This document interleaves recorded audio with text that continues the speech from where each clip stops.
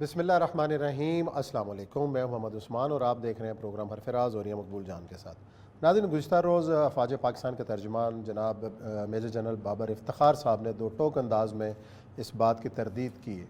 उन्होंने कहा कि जो NSC की मीटिंग्स हुई, दोनों इजलासों के अंदर साजिश का कहीं ज़िक्र नहीं था। आज भी प्रोग्राम के अंदर दोबारा उन्होंने अपनी इस बात को दोहराया और ये जो सारा तासुर पैदा हुआ साबिक़ वज़ीर दाखिला शेख रशीद अहमद के इस बयान के बाद कि किसी सर्विसेज चीफ़ ने ये नहीं कहा कि साजिश नहीं हुई, बड़े दो टोक अंदाज में फ़ौज पाकिस्तान ने इसकी तरदीद की। साथ ही जो अहम डेवलपमेंट आज हुई है पंजाब के बजट के हवाले से, 2 दिन से पंजाब असम्बली की इमारत के अंदर जो बजट पेश ना किया जा सका, आज ऐवान इकबाल में नया इजलास बुलाया गवर्नर बलीउर रहमान ने, जिसके बाद पंजाब असम्बली का बजट पेश कर दिया गया। और साथ ही स्पीकर के और सेक्रेटरी असम्बली के इख्तियारात भी कुछ वापस लिए हैं 17 जुलाई तक। अब तमाम तर मामला वजारत कानून देखेगी। इस डेवलपमेंट के ऊपर भी हम बात करेंगे। साथ ही प्रोग्राम के अगले हिस्से में हमारे साथ मौजूद होंगे शेखुल इस्लाम प्रोफेसर डॉक्टर ताहिरुल कादरी साहब, कनाडा से हमें ज्वाइन करेंगे और सारे मॉडल टाउन और बाकी जो ब्लास्फेमी वाले वाक़यात इस वक्त हो रहे हैं उसके ऊपर उनसे तफसीली बातचीत करेंगे। बढ़ते हैं अपने पहले सेगमेंट की तरफ। और ये सब आज नया हमने कोई रवायत देखी। पहले 2 दिन हम जो पंजाब असम्बली में मनाजर देख रहे थे, आज नया मंजर कि 2 इजलास हुए, एक पंजाब असम्बली, एक दूसरा ऐवान इकबाल। गवर्नर साहब ने नया नोटिफिकेशन दिया, कल का इजलास मनसूख किया, नया इजलास बुलाया, डिप्टी स्पीकर साहब ने सदारत की और बजट पेश हो गया बिलाखिर। ऐसी कोई पहले कई एग्जाम्पल मिली नहीं? पावर तो हैं लेकिन एग्जाम्पल कोई नहीं। ऐसा तो मेरा ख्याल है पाकिस्तान की पार्लिमानी तारीख में तो नहीं हुआ होगा कभी।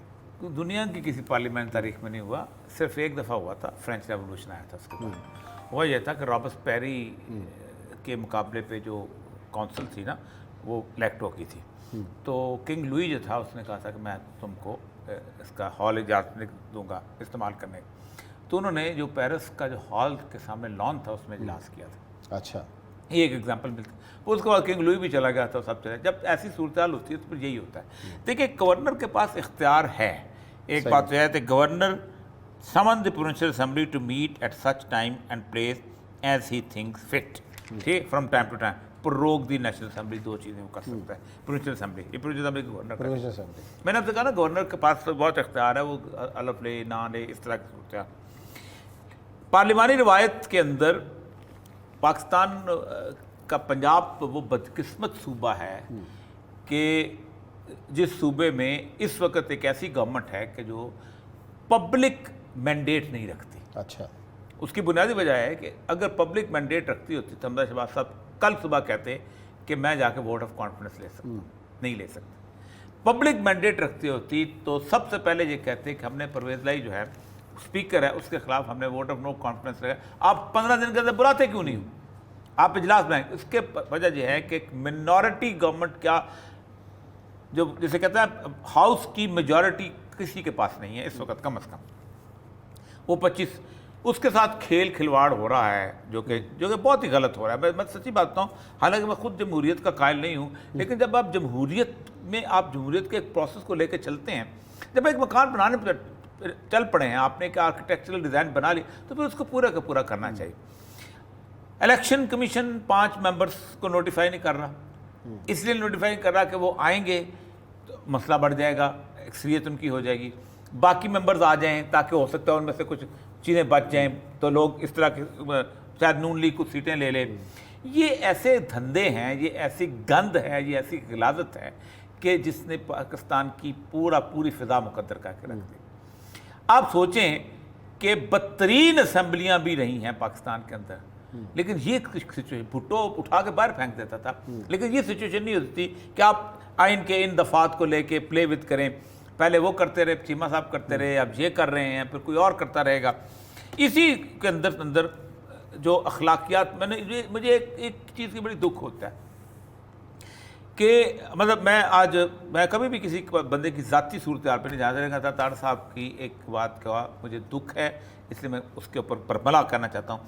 अगर वो अपनी उस हरकत को कहते कि गलती हो, जिस बात में हो जाती है, हर बंदे से हो जाती है। मुफ्ती इसमाइल ने गाली निकाल दी, हमने कहा ठीक है, वो बात है, रूटीन में अक्सर लोग निकालते रहते हैं, लेकिन उसने कर दिया, अंदाज़ा हो गया कि ही रियलाइज। लेकिन वो सुनाइएगा ज़रा साहब, उन्होंने जो रिपीट करने का फिक्रा बोला है, जो अजीब व गरीब साहब, वो ज़रा सुनाइएगा। तो तरदीद की और माफ़ी भी मांगी। की किताब उठाई हुई थी جو مقدس ترین ہے، اور اس کے ساتھ آپ نازیبا اشارہ کر رہے تھے، ٹی وی چینلز نے اس کو کاٹا پھر نہیں چلایا، تو یہ مناسب تھا ایوان کے اندر؟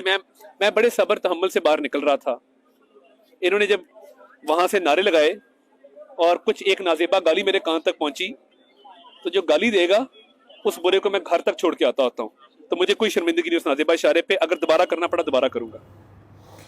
دیکھیں گالی پبلک نے نہیں سنی، لیکن آپ کا اشارہ آپ نے 22 کروڑ آپ کو معافی مانگنی چاہیے۔ اور حالانکہ یہ بڑے معتبر اور بڑے شریف ان کے آدمی دادا سمجھے میرے جاتے ہیں۔ اتنے اچھے دوست تھے، ہم دماس کے ساتھی تھے ہاں اور نفیس آدمی، لیکن آپ بھی ان کو معافی مانگنی چاہیے۔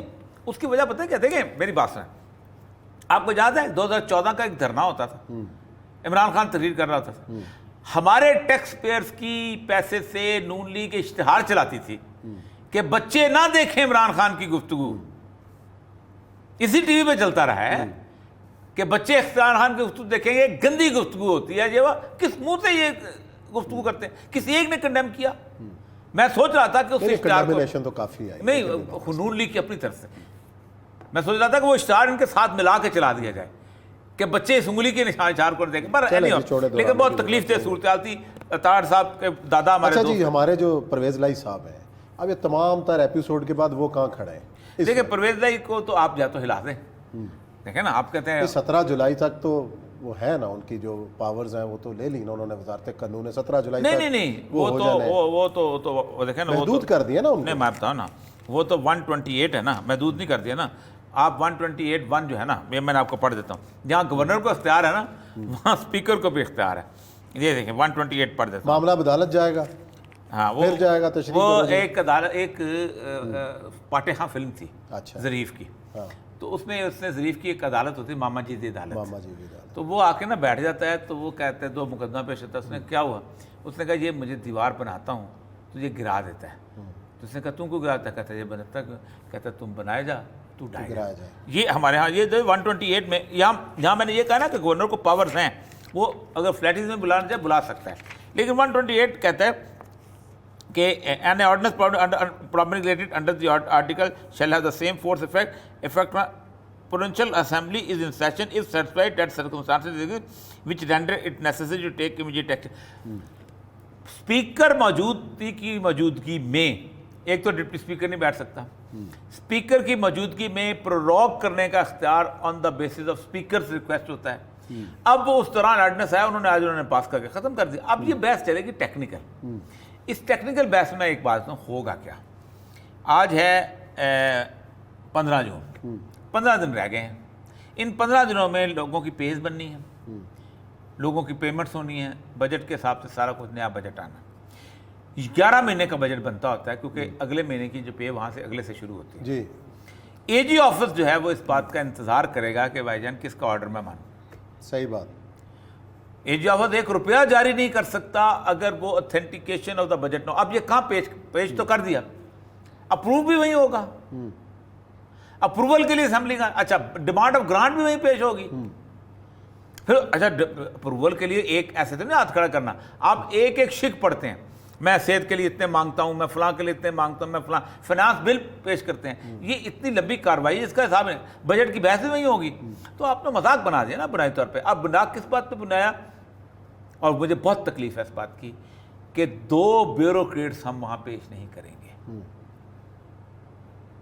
طاہر القادری صاحب یہ آئیں گے اور ہم ان سے پوچھیں گے کہ ان کے جو دکھ ہے ثانیہ کا وہ کس لیے ہے، کہ ہم ان بیوروکریٹس کو پیش نہیں کرنا چاہتے کہ جنہوں نے کسی کے کہنے کے اوپر گولیاں چلائی تھیں۔ سیاستدان عجیب و غریب چیز ہوتا ہے، اس کے پیچھے اسٹیبلشمنٹ عجیب و غریب چیز ہوتی ہے۔ اسٹیبلشمنٹ کی ریت کی بوری ہوتی ہے سیاستدان، اور سیاستدان کی ریت کی بوری ہوتی ہے بیوروکریٹ۔ یہ ریت کی بوریوں کا گیم ہے جو پاکستان میں چل رہا ہے، اور ریت کی بوری کو سب سے زیادہ پروٹیکٹ کرتے ہیں، اس لیے کہ کل کو اس کی جان کی حفاظت کرنی ہے اس نے۔ یہ میں تو اس وقت نوکری میں تھا جب یہ انسیڈنٹ ہوا، اور آج بھی میں کہتا ہوں کہ یہ جو واقعات ہیں جامعہ افسا آ گیا۔ اب دیکھیں نا، خان صاحب کے زمانے میں واقعہ ہوا تھا صاحبان، کتنا بریلینٹ واقعہ تھا، کچھ کر سکا عمران خان؟ کچھ نہیں کر سکا۔ یہ تکلیف دہ امور ہیں۔ میں نے ایک بندے سے کہا، بہت بڑا آئی جی تھا اس وقت، میرا اپنے اچھے خاصے دوست ہے، میں نے کہا تم اس پہ بات کیوں نہیں کرتے؟ وہ بے گناہ مارا گیا. اس نے کہا مسئلہ سارا یہ ہے کہ اس کے ساتھ ریلیٹڈ کوئی ایک بندہ ہوگا جو ان کا سورس ہوگا, وہ سورس ساتھ ساتھ ڈسکلوز ہو جائے گا. میں نے کہا ایک آدمی کی جان گئی ہے, تمہیں اللہ کے سامنے کوئی جواب نہیں دینا. یہ چیف سیکرٹری اور یہ آئی جی کل کو اگر کسی طور پر بھی کسی اور کے ساتھ جائیں گے تو وہ بھی ان کو اسی طرح پروٹیکٹ کرے گا. صحیح. کیونکہ آسمان سے یہ عمران خان کے دھرنے کے اوپر جس آئی جی چیف سیکرٹری کا ہوا تھا وہ واپس آئیں کہ نہیں آئے؟ یہ جو عمران خان دھمکی دیتا ہے میں تمہیں چھوڑوں گا نہیں, یہ کوئی سب کو چھوڑ دے, سب بس ایسے ہی ہے, سیاست اور حقیقت یہ بوریاں ہیں, ریت کی بوریاں. آپ کو ایسے ہی چلتا ہے. آپ پتہ نہیں کون روک لگائے گا, کون سسٹم کون ٹھیک کرے گا, یہ تو بڑی لمبی بحث ہے. یا بریک لیتے ہیں, بریک کے بعد آئیں گے اور گفتگو کا سلسلہ شروع کریں گے جناب طاہر القادری صاحب سے.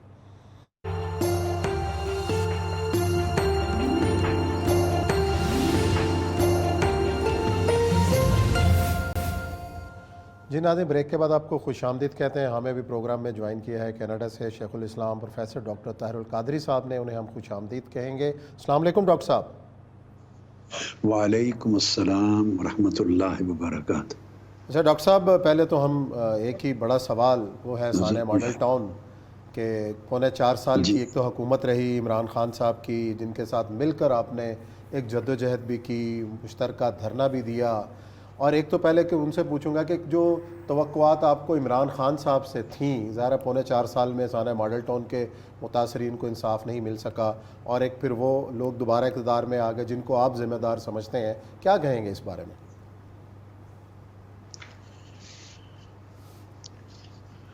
آپ کا سوال ایڈریس کرتا ہوں, اور اس سے پہلے اجازت ہو تو میں ایک کسی اور کے لیے کلمہ تشکر کہنا چاہتا ہوں.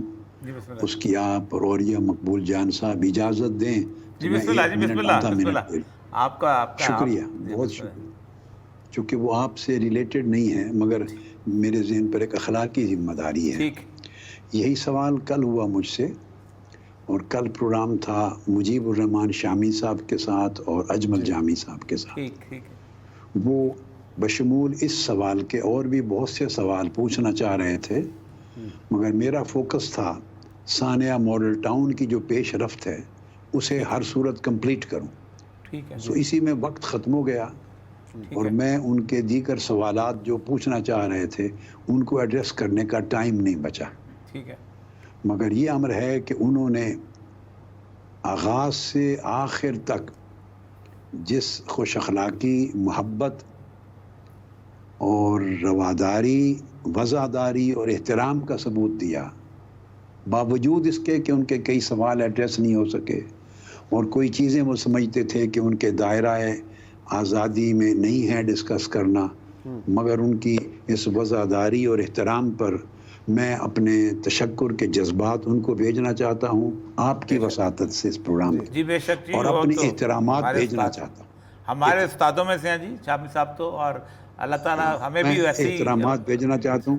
اور یہ مقبول جان صاحب ایسی وفاداری اور احترام کے رویے آج نہیں رہے ہیں, نہیں رہے, یعنی ان کا فقدان ہوتا جا رہا ہے. تو میں نے چاہا کہ میں شکریہ ادا کروں, ورنہ میری طبیعت پہ بوجھ رہتا. شکریہ. اب آپ کا بھی شکریہ کہ آپ نے اجازت دی اپنے پروگرام میں. نہیں بسم اللہ سر, ہمارے تو شامی صاحب بزرگ ہیں ہمارے, اور ہم تو استادوں کے سمجھتے ہیں. جی بسم اللہ. اچھا, اگر آپ نے پہلی بات یہ پوچھ ہی لی ہے عمران خان صاحب کی, تو میں یہ مسئلہ کل بھی تھا تو میں اس کا جواب پہلے ہی دے دیتا ہوں تاکہ رہ نہ جائے. پھر سانحہ ماڈل ٹاؤن کا جو مراحل ہیں وہ پھر آپ کی منشا کے مطابق اس پر آ جاتے ہیں. جی بسم اللہ. درست ہے, یہ 3 سال 7 ماہ کی حکومت رہی. ہمیں عمران خان صاحب یا ان کی حکومت سے عدالتوں میں جو کچھ ہوتا رہا اور ہو رہا ہے اس حوالے سے تو کوئی شکوہ نہیں ہے, کیونکہ عدالتوں میں کارروائی کی تاخیر اور جو حربے ہوتے ہیں اس نظام کے, وہ شاید وہ کہیں گے کہ میرے بس میں نہیں. یہ جس پر آپ تھوڑی دیر پہلے میں سن رہا تھا, اور یہ مقبول جان صاحب اسی نقطے کو ڈسکس کر رہے تھے چند جملے, اس پر ہم بعد میں آتے ہیں. تو یہ شکوہ تو نہیں ہے عدالتی کارروائی کا, مقدمات کا, نہ ہم نے انہیں کہا نہ شکوہ ہے. ہمارے شکوے دوسری نوعیت کے ہیں جو ان کی ایگزیکٹو پاورز میں آتے تھے، ٹھیک ہے، ثانیہ ماڈل ٹاؤن کے حوالے سے، مگر اس پر انہوں نے کان نہیں دھرا جو ان کی ذمہ داری بنتی تھی۔ اچھا یہ ذرا سا میں اس کو لفظ ذرا سا شکوہ سے تفصیلاً، زیادہ چونکہ آپ بنیادی طور پہ قانون کے میں عرض بھی ایک کرتا ہوں، ماہر ہیں۔ جی بسم اللہ، عرض کرتا ہوں، جی بسم اللہ۔ میں عرض کرتا ہوں، اور یہ مقبول جان صاحب جن پولیس افسران کا ذکر میں آج کرنے لگا ہوں آپ کے پروگرام میں، ٹھیک ہے، یہ سارے کے سارے یعنی اس وقت کے آئی جی جو سکھیرا صاحب تھے، پھر ان کے نیچے ڈی آئی جیز، پھر جملہ ایس ایس پیز، پھر ایس پیز اور ڈی ایس پیز، یہ پورا افسران کا ایک لشکر تھا۔ یہ عمران خان صاحب کی حکومت میں آنے سے پہلے سابقہ حکومت میں جو ہمارے ملزمان کی حکومت تھی، یہ ہمارے دباؤ کی وجہ سے یا ثانیہ ماڈل ٹاؤن کے اپنے دباؤ کی وجہ سے یہ سب او ایس ڈی بنا دے دیے گئے تھے۔ ٹھیک، یہ او ایس ڈیز تھے، جی میں اس وقت ان کو پوسٹنگ نہیں دی گئی تھی، ٹھیک ہے، صحیح ہے، یہ پوسٹنگ نہیں دی گئی تھی، ان کو سمجھے پنجابی میں کہتے ہیں کھڈے لائن لگا دیا ہوا تھا، اتنا دباؤ تھا۔ عمران خان صاحب سے شکوہ یہ ہے کہ جب یہ اقتدار میں آئے، یہ سارے افسران ان کو ڈیوٹیز پر خان صاحب کی حکومت نے بحال کیا، یکے بعد دیگرے ٹھیک، سارے لوگ بحال ہوئے، ان کو ترقیاں ملی، بہترین جگہ پہ پوسٹنگز ہوئی، اور ان کا کوئی ایگزیکٹو سطح پر مواخذہ نہیں کیا گیا۔ صحیح، یہ دکھ ہے ان سے اصل، ٹھیک، بالکل ٹھیک۔ عدالتی کارروائیوں کا نہیں ہے۔ اور اسی طرح، اور یہ مقبول جان صاحب ثانیہ ماڈل ٹاؤن کے مقدمے کے حوالے سے، خواہ وہ اینٹی ٹیررسٹ کورٹ کا ہے یا ہائی کورٹ سپریم کورٹ کا، اس کی بات نہیں ہے۔ اس کے علاوہ ہمارے ہزارہا کارکنان پر ایسے ناجائز مقدمات پچھلی حکومت نے بنا رکھے تھے جن پر پولیس کے پاس شہادتیں بھی نہیں تھی اور کوئی مواد ریکارڈ پہ نہیں تھا، وہ کیس عدالت میں بھی نہیں گئے، عدالت میں نہیں تھے، وہ زیر سماعت جو کیس عدالت میں تھے ان کو لڑ جگڑ کے ہم سارے جیت گئے، سب کیس جیت گئے، اور جو عدالت میں بھی نہیں گئے صرف تھانے میں پڑے تھے، وہ ایک ایگزیکٹو آرڈر سے سارے ختم ہو سکتے تھے۔ اس میں عدالتی کارروائی انوالو نہیں ہے، یہ ان کا اختیار تھا گورنمنٹ کا۔ تو آپ اندازہ فرما لیں کہ 4.25 سال اقتدار میں رہ کر ہمارے ساتھ مذاکرات کرتے رہے، مگر وہ ان معصوم بے گناہ کارکنوں کے لیے مدد نہیں کی۔ شکوہ وہ اس نوعیت کا ہے۔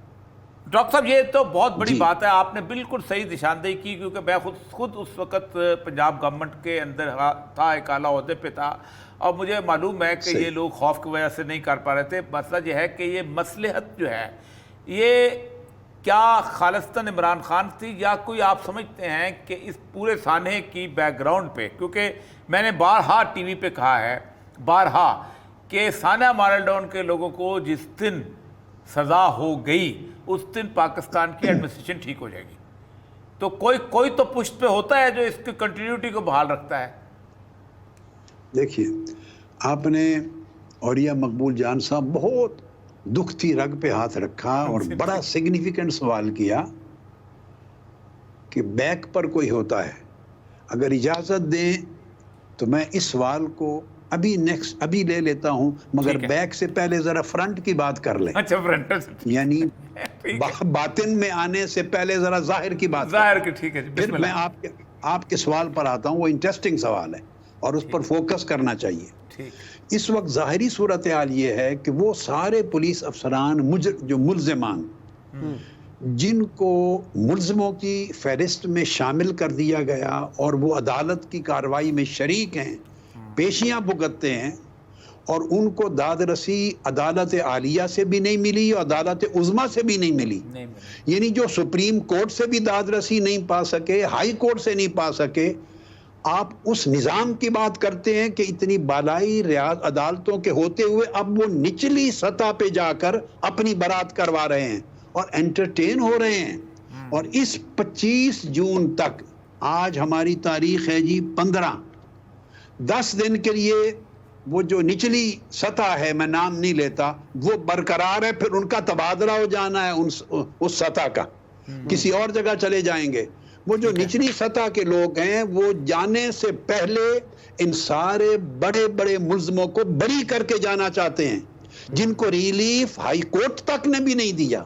اور یہ وہ لوگ ہیں، اور یہ مقبول جان صاحب، جن کو 8 10 12 کروڑ لوگوں نے 12 گھنٹے تک ٹی وی اسکرین پہ دیکھا. میں عام لوگوں کی بات نہیں کر رہا جو پردے کے پیچھے تھے, نہیں, جو فرنٹ پر تھے, جو مسلح تھے, D S Ps, S S Ps, S Ps موقع پر موجود تھے, جو اپنے گن مینوں کو آرڈر دے کر گولیاں چلوا رہے تھے, جنہوں نے شازیہ مرتضیٰ کو شہید کروایا, سامنے کیا, جنہوں نے تنزیلہ امجد شہید کو شہید کیا, 14 لاشیں گرائیں, یہ جن کو پوری قوم پہچانتی ہے کہ یہ ایس ایس پی ہے, یہ ایس پی ہے, یہ فلاں فلاں جگہ کا یہ شخص ہے, جن کے نام بھی موجود ہے دنیا کو کہ یہ ٹی ایم او علی عباس بخاری ہیں, یہ سامنے کھڑے ہیں, اسکرین پر دنیا دیکھ رہی تھی. یہ ڈی آئی جی رانا عبد الجبار ہیں, اسکرین پر دیکھا جا رہا ہے. یہ طارق عزیز ماڈل ٹاؤن کے ایس پی ہیں, یہ آرڈر دے کے شہید کروا رہے تھے. یہ لوگ بری ہونے جا رہے ہیں. جب دیکھیے اوپر کے سیاسی لوگوں کی گرفت پہلے نہیں کی اس نظام نے, جس نظام کی آپ بات کرتے ہیں, میں آپ کا ہم نوا ہوں, یہ نظام سیاسی لوگوں کی تو پہلے گرفت نہیں کر سکا, وہ اس طرف چھوٹے. اس کے لیے ہم سپریم کورٹ گئے, 4 سال سے ہماری اپیل ابھی ہے, ابھی تاریخ نہیں لگی سماعت کی. اچھا ڈاکٹر صاحب, اس میں سب سے اہم ترین رول جو ہے, یہ بری ہو گئے. اگر یہ بری ہو گئے, اور آپ دیکھیے جے آئی ٹی کا جو معطل شدہ میٹر ہے, جس کو سٹے آرڈر کو 3 سال ہو گئے سپریم کورٹ کے آرڈر کے خلاف, ہائی کورٹ نے سٹے آرڈر دے رکھا ہے, کسی نہ کسی دن اس کا فیصلہ ہوگا. اگر انہوں نے فیصلہ کر دیا, جے آئی ٹی بحال ہو گئی, اور یہ سارے ملزمان مجرم ثابت ہو گئے چالان میں, اور عدالت میں وہ اگر رپورٹ پیش ہو گئی, تو یہ پہلے بری ہو چکے ہوں گے. اب ان کا ٹرائل کون کرے گا؟ تو یہ تو چھوٹ گئے. لگتا یوں ہے کہ جے آئی ٹی کو روکا گیا ہے تاکہ نچلی سطح سے یہ سارے لوگ بری ہو جائیں. جب بری ہو جائیں گے, کہیں گے لے جاؤ اپنی جے I T, J I T کا چالان سبمٹ ہوگا, تو یہ ملزم ہی نہیں ہوں گے. اب رہ جائیں گے صرف نچلے پولیس والے کانسٹیبل, اور کہا جائے گا آپ کانسٹیبل ہیں, مقدمہ چلا لو ان کے ساتھ. یہ ہے اس ملک کا. اچھا اس میں ایک اور چیز جو ہے ڈاکٹر صاحب, آپ نے سکھیرا صاحب کا نام لیا. میں اس وقت چونکہ ان میٹنگز کو مجھے پتا ہے, میں ہوتا تھا. یہ سارے کے سارے جو تھے ایک آدمی کا نام لیتے تھے, اور اس کا نام تھا توقیر شاہ. آپ کو یاد ہے کہ وہ توقیر شاہ, اب جب شہباز شریف صاحب تشریف لائیں, اس کے بریک پہ جاتے ہیں, تو اس کے اوپر اب وہ تشریف لائے ہیں, تو ایک تو 22 گریڈ میں پروموٹ ہوئے ہیں, اور اس کے ساتھ ساتھ وہ اس وقت ہے ہیلم آف افیئر پہ بیٹھے ہوئے ہیں مکمل طور پر. جی اپنا پروفیسر صاحب, ہم بریک پہ جا رہے ہیں, بریک کے بعد آئیں گے تو پھر باقی سوال آپ سے پھر جو ہے نا وہ کریں گے, پھر آپ اس کا جواب دیجیے گا. یا بریک لیتے ہیں, بریک کے بعد آتے ہیں تو پھر بات کرتے ہیں ڈاکٹر صاحب سے. جی ناظرین, بریک کے بعد آپ کو خوش آمدید کہتے ہیں. ہم بات کر رہے ہیں شیخ الاسلام ڈاکٹر طاہر القادری صاحب سے, اور بریک سے پہلے اوریہ صاحب ایک سوال ان کے لیے چھوڑ کے گئے تھے کہ جو سسٹم جو ہے اس کو ہم کس طریقے سے ٹھیک کر سکتے ہیں. جی ڈاکٹر صاحب. جی اوریہ مقبول جان صاحب, جی یہ آپ نے بڑا اہم سوال کیا ہے اور بڑا توجہ طلب ہے. سسٹم کو ٹھیک کس طرح کر سکتے ہیں, اس کا جواب ڈھونڈنے سے پہلے یہ جاننا ضروری ہے کہ ہمارے ملک میں سسٹم ہے کیا, سسٹم کہتے کسے ہیں. جب تک اس کی شناخت نہ ہو تو اس کو فکس کیسے کریں گے. میری دانست میں جو سسٹم ہے پاکستان میں, وہ 3 چیزوں کا مجموعہ ہے, طاقت, دولت اور ملازمت. اچھا ٹھیک ہے, ملازمت سے بس. اب جو ملازمت ہے اس کی 2 قسمیں ہیں ملازمت میں. ایک سیاسی ملازمت ہے, میری مراد اس سے پارلیمنٹ بنتی ہے, اسمبلیز بنتی ہیں, وزیر اعظم بنتے ہیں, اور سارے یہ بھی ملازمت ہے سیاسی. اور ایک سرکاری ملازمت ہے جیسے بیوروکریٹس اور سارے طبقات بنتے ہیں, مگر یہ باقاعدہ ہائر کیے جاتے ہیں جابز پر. تو دراصل یہ ہائر کیے جاتے ہیں, اور اصل سسٹم جو وہ طاقت اور دولت 2 چیزیں رہ گئیں. طاقت اور دولت جو فیصلہ کریں ملازمین اس کے مطابق چلتے ہیں. باقی رہ گیا آئین, قانون, بنیادی حقوق, انسانی حقوق, انصاف, عدل, رول آف لا, تحفظ آزادی. یہ سارے چیزیں خوبصورتی کے لیے سجا کے رکھے ہوئے ہیں, دکھانے کے لیے, بتانے کے لیے, مخالف کو ان عنوانات کے تحت کچلنے کے لیے. یہ دکھلاوا ہے. سسٹم اس دن پاکستان میں قائم ہوگا جس دن پاکستان کے آئین کی پہلی 40 آرٹیکلز، جن کا آپ کو یاد ہوگا 2014 کے دھرنے میں 75 دن گنواتا پڑھاتا رہا تھا قوم کو، جس دن وہ پہلے 40 آرٹیکل بروئے کار لائیں گے جس میں انسانیت کا تحفظ ہوگا، عزت کا، جان کا، مال کا، آبرو کا، تعلیم کا، برابری کا. جب معاشرہ اٹھے گا اس وقت کہیں گے اس ملک میں کوئی سسٹم ہے.